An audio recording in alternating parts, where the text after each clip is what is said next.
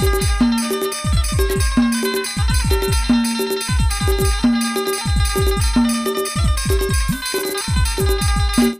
Friend, स्वागत है आपका मेरे YouTube channel mobile octapad Pramod Sahu में।